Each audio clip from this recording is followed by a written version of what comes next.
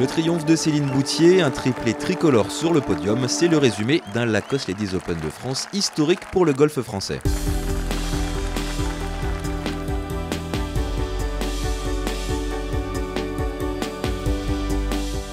Les Bleus nous ont donc fait vivre un dernier tour fantastique ce samedi sur le parcours du golf du Médoc. Une journée qui évidemment restera gravée dans la mémoire de Céline Boutier.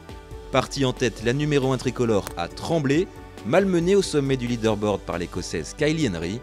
Mais à égalité, au départ du 18, c'est bien la Française qui l'emportait d'un magnifique birdie sur le dernier green. Franchement, je suis aux anges. J'aurais pas pu rêver d'une meilleure semaine pour moi et surtout de finir comme ça, c'est juste incroyable. C'est vrai que j'ai pas mal commencé et honnêtement, Kylie a joué franchement bien toute la journée, donc c'est vrai que j'étais un peu sous pression. J'avais pas l'impression de jouer très bien, donc j'avais l'impression de forcer les choses un peu. Et juste le fait de pouvoir voir ce putt rentrer comme ça, parce que c'est vrai que j'en ai raté aussi quelques-uns au retour, ça m'a vraiment soulagée. À 27 ans, Boutier devient la 5e Française à remporter son Open national, 6 ans après Céline Herbin, titrée à Chantaco. C'est vrai que l'Open de France est assez spécial pour moi, déjà parce que c'est un tournoi que je viens faire quasiment tous les ans et c'est vrai que ça fait quelques années que j'avais vraiment envie de gagner. Surtout cette année, j'avais vraiment envie de bien faire, donc c'est vrai que de pouvoir gagner devant le public français dans tous les cas, c'est assez spécial pour moi. Derrière Boutier, 2 autres Françaises ne sont pas passées loin non plus d'inscrire leur nom au palmarès du tournoi. À 5 coups de la tête au départ, Pauline Roussin-Bouchard s'est offert une très belle dernière carte de 66, un -5 qui lui permet de prendre la 3e place.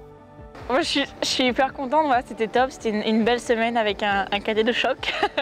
Donc voilà, un beau duo et puis un jeu qui a suivi et qui est monté en puissance au fur et à mesure, avec le putting aussi qui a bien suivi. Donc voilà, encore une bonne semaine et surtout beaucoup de bonnes choses et je sais quoi travailler pour les prochaines semaines et pour les cartes et pour après.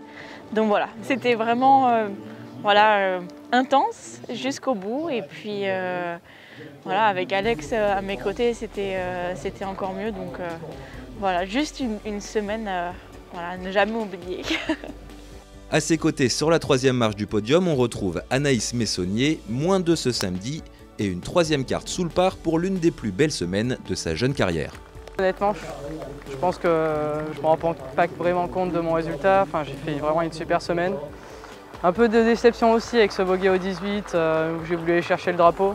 Bon, après, il fallait aller le chercher aussi. J'ai réussi à rester très calme toute la semaine, à bien gérer la pression justement, ou avec des mains qui tremblent. De base déjà sur les premiers trous, souvent j'ai les mains qui tremblent, alors là c'était encore plus. Après, ouais, 3 cartes sous le par, donc très contente de ça. C'est vrai que ça fait un petit moment que j'avais pas fait ça, donc j'en suis très satisfaite.